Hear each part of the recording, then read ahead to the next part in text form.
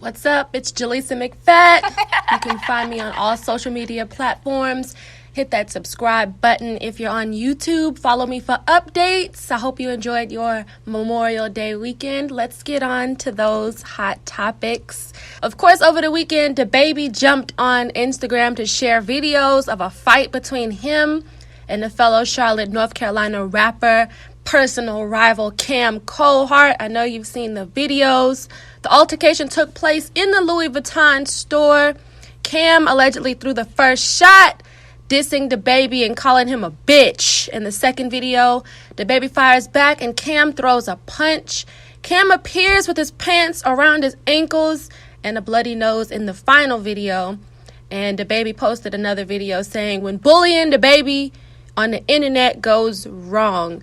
I personally thought it was staged.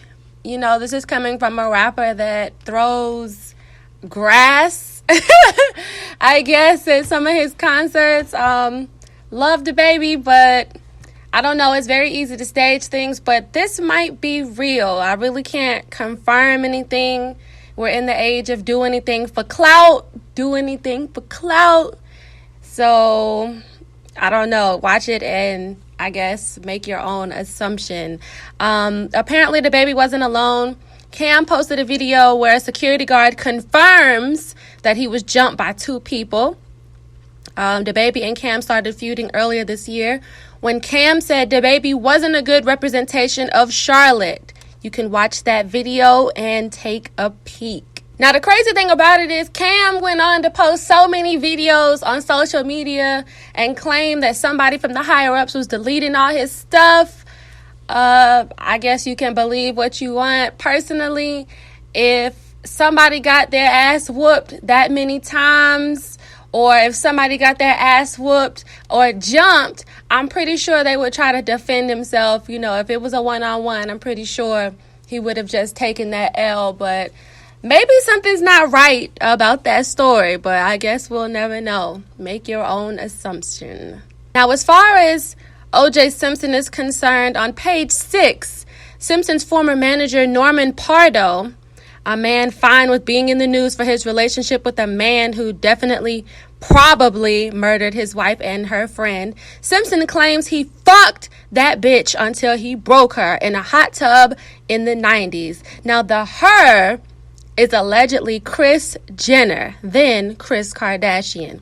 Now, according to Pardo, Simpson, his then wife and eventual murder victim, Nicole Brown, and the Kardashians were in the jacuzzi one night during a joint vacation. Now, Nicole Simpson and Robert Kardashian left, leaving Simpson and Kardashian alone in the hot tub. Now, I don't know about you, but I'm not leaving anybody that's not my significant other in a hot tub with somebody else late at night to go to bed. That's just not what I'm about to do. Now, OJ says he stood up, according to Pardo, pulled his shorts down and said, "I'll give you exactly what you want." Her eyes bugged out of her head, and I fucked that bitch until I broke her. Now, that was as messed up as you can possibly get. But according to Simpson, they had to take Kris Kardashian to the hospital at 2 or 3 in the morning. She came to OJ's room and said, "Can you take me to the hospital?" And he said, "No, have Rob do it." Pardo says Simpson told him things were great between the two couples until his encounter with Kardashian. The Kardashians divorced shortly after in 1991, and the Simpsons broke up the next year. Very interesting there. Because when OJ was found not guilty, Pardo said Rob Kardashian did not jump for joy. Okay? Thought that was pretty interesting.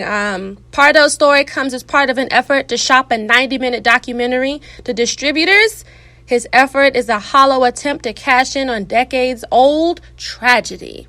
I don't know. I wouldn't have left anybody in the hot tub with my wife or my husband or something like that. But hey, I guess they all were having a bunch of fun back then. So let them do what they do, child. But if this is true, I guess OJ has the tea.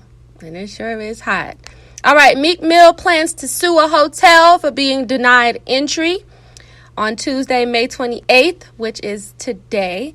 The Philly rapper's lawyer, Joe Tacopina, confirmed to TMZ Meek plans to sue the Cosmopolitan Hotel in Las Vegas.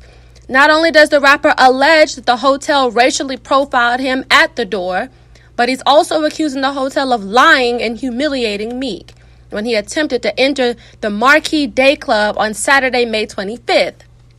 Now, according to his lawyer, Meek plans to sue for heavily monetary damages. Okay? Now, word is Meek was denied because there was a previous scuffle another year. Okay?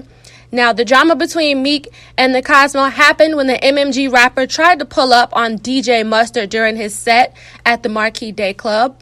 Once he reached the premises, security guards denied the rapper entry into the club and told him if he gets out of the car, he would be arrested for trespassing. They wouldn't even let him go into the hotel to buy food.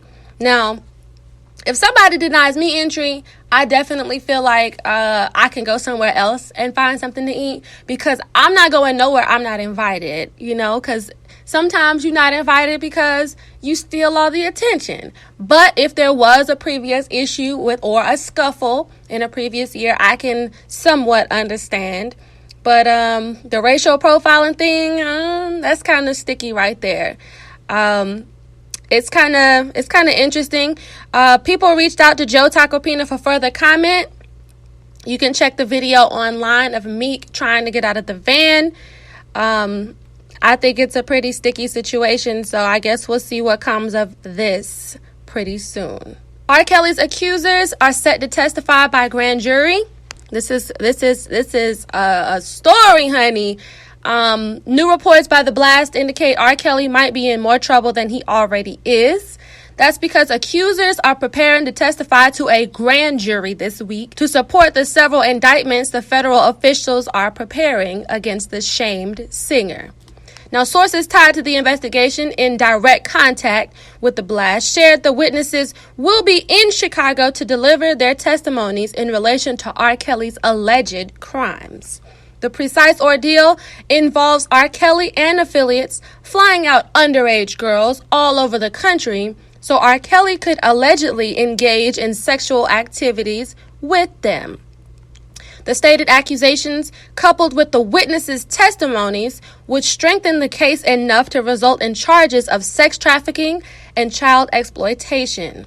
Federal officials have garnered a considerable amount of evidence against R. Kelly with regards to this case, and this includes plane tickets, text messages, and receipts which support the travel purchases made by Kelly's team to fly out the underage girls. Now, furthermore, New York investigations traveled to Atlanta to collect more testimony in support of these federal cases, and I guess we can expect the indictments to be granted shortly after the testimony finishes in Chicago. Now, this is really sticky to me because if these girls are underage, I just want to know, how are these parents letting their children just fly and do what they want? Because if y'all going to take R. Kelly down, not saying R. Kelly isn't wrong, because R. Kelly definitely played a part. If this is true, some of these parents need to be checked as well, because there's no way I'm letting my underage daughter fly out to be with some grown man. I'm sorry, I'm not. But I don't have kids, so that's neither here nor there. Now stick around for more news coming to you real soon. I got more hot topics coming your way. Like I said, hit that subscribe button. I'm Jaleesa McFat, and I'll see you very soon.